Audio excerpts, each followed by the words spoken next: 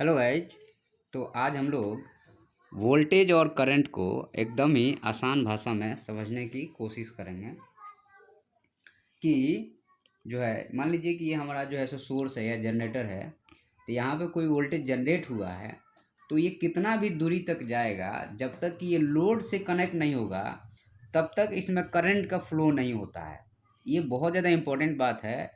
लोग समझ लेते हैं कि मान लीजिए हमने यहाँ से 500 किलोमीटर लंबी लाइन हमारी है और ये ओपन है और यहाँ हमने कनेक्ट किया है, तो यहाँ कोई करंट का फ्लो नहीं होगा। अब करंट का फ्लो नहीं होगा तो यहाँ पे आई स्क्वायर आर लॉस नहीं होगा। यहाँ पे वोल्टेज आके खड़ा हो जाएगा हमारा।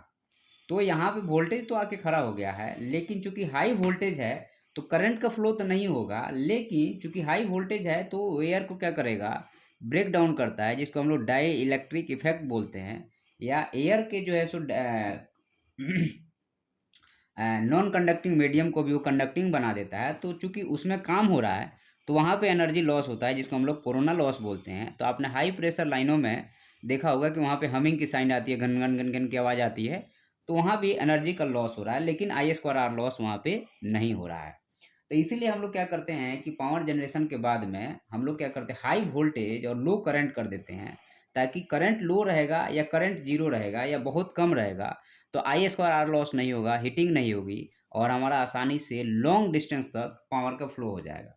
अब यहाँ पे एक बात ये आती है कि ये जो है सो दो टर्मिनल है, यहाँ सोर्स से हमारा वोल्टेज आ गया, जब तक यहाँ पे ये कनेक्ट नहीं होगा इस लोड से तब तक यहाँ पे उतना का उतना ही वोल्टेज रहेगा। अब इस चीज़ को समझने के लिए हम आपके सामने कुछ मॉडल प्रस्तुत करेंगे, उसको आप लोग ध्यान से देखिएगा तो आज के बाद में ये कन्फ्यूजन बिल्कुल दूर हो जाएगा। और एक चीज़ ध्यान रखिए कि कितना भी दूर आपका सोर्स हो और कितना भी दूर आपका लोड हो, जब तक सोर्स से वोल्टेज आया जनरेट हुआ है, जब तक लोड पे कनेक्ट नहीं होगा वहाँ पे करंट का फ्लो नहीं होगा। जब करंट का फ्लो नहीं होगा तो आई स्क्वायर आर लॉस नहीं होगा और वोल्टेज की अमाउंट उतनी की उतनी ही बनी रहेगी। इसलिए हम लोग इसमें ट्रांसफार्मर का यूज करके स्टेप अप, जब हम लोग सोर्स से लेते हैं तो स्टेप अप करते हैं और जब हम लोग लोड साइड आते हैं तो स्टेप डाउन करते हैं। स्टेप अप यहाँ से इसलिए करते हैं क्योंकि भी का वैल्यू बढ़ा दिए और आई का वैल्यू घटा दिए, और यहाँ पे आने के बाद भी का वैल्यू घटा करके आई का वैल्यू हम लोग बढ़ा देते हैं। मतलब कि दो चीज़ें हैं, ये वोल्टेज है ये करंट है। अगर ये बढ़ता है तो एनर्जी घट जाती है, लेकिन अगर ये बढ़ता है तो एनर्जी की वैल्यू उतनी ही रहेगी। या समझिए कि एनर्जी का वैल्यू जो है सो कांस्टेंट है, या यहाँ से वो एनर्जी यहाँ तक आ गई है, वोल्टेज के रूप में है, करंट के रूप में नहीं है। अब इस चीज़ को समझने के लिए हम अब इस चीज़ को हटा देता हूँ और आपके सामने एक मॉडल प्रस्तुत कर रहा हूँ मैं, जो कि बहुत ही शानदार मॉडल होगा और आज के बाद आप लोग इस चीज़ को भूलेंगे नहीं।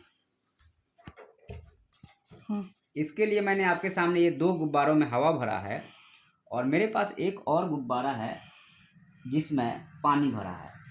ये देखिए, ये दोनों में हवा भरा है और मेरे पास थे 4 गुब्बारे, लेकिन एक लीकेज निकल गया है तो 3 ही गुब्बारे हैं। इनमें हवा भरा है और ये पानी भरा है। ऊर्जा, जो बिजली वाली जो ऊर्जा है उसकी स्पीड जो होती है वो 3 लाख मीटर पर सेकेंड या 3 लाख किलोमीटर पर सेकेंड के हिसाब से वो फ्लो करता है ऊर्जा। तो जैसे सूरज की लाइट के फ्लो है, स्पीड है, सेम टू सेम इलेक्ट्रॉन की स्पीड होती है। तो ये बहुत चंद सेकंड में होता है और जब ऊर्जा कम समय में ज़्यादा ऊर्जा फ्लो हो जाता है तो वो डिवास्टेटिंग इम्पैक्ट देता है, या कहिए कि डेंजर है वो हमारे लिए, इसीलिए करंट लगता है तो आदमी मर जाता है। लेकिन लोड के साइड से अगर वो फ्लो करता है तो वहाँ पे लाइट ग्लो करेगा। आप जो चाहते वो कर सकते हैं अपने जीवन में। जैसे हम लोग के पास, जिसके पास ज़्यादा पैसा वो जो चाहता है वही कर लेता है, सेम टू सेम उस ऊर्जा के साथ में, उस ऊर्जा में भी आप जो चाहते हैं वो कर सकते हैं। अब यहाँ पे हम आपको, यहाँ पे ये मॉडल है, ये देखिए वोल्टेज का मॉडल है, इसमें वोल्टेज है, इसको आप उठा के 10 किलोमीटर, 20 किलोमीटर, 100 किलोमीटर भी ले जाओगे और अगर आपने इसको सही से पैकिंग किया है तो ऐसे ही रहेगा। वोल्टेज कैसे ही है, सोर्स से जनरेट होकर लोड तक आ गया है, ये लोड तक उतना ही वोल्टेज आया है, उससे ज़्यादा कम भी करने की व्यवस्था ट्रांसफार्मर है हमारे पास में। इसलिए जो है सो ये इतनी कैपेबल है या इतना रिलायबल है, और 200 नहीं, 10 साल से 200 नहीं, मतलब 200-300 साल से, 400 साल से ये सिस्टम चला आ रहा है।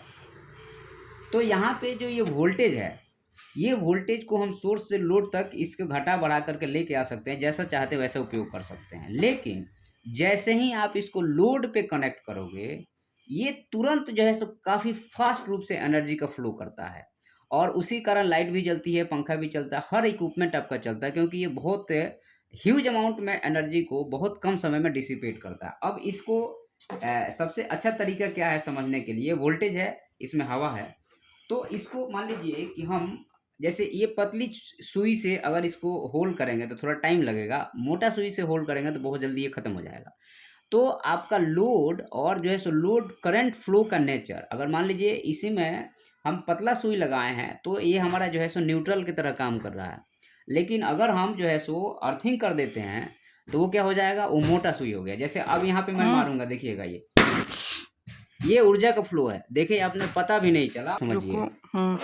अब इसी चीज़ को हम लोग इस मॉडल से समझेंगे। अगर मैं यहाँ पे पानी है तो इलेक्ट्रिसिटी का इंटेंसिटी समझिएगा, वो जो हवा थी वो कितने समय में ख़त्म हो गया। लेकिन अगर हम इसमें ये डालूंगा सुई तो ये उतने तेजी से नहीं खत्म होगा। बेबी थोड़ा आप इधर।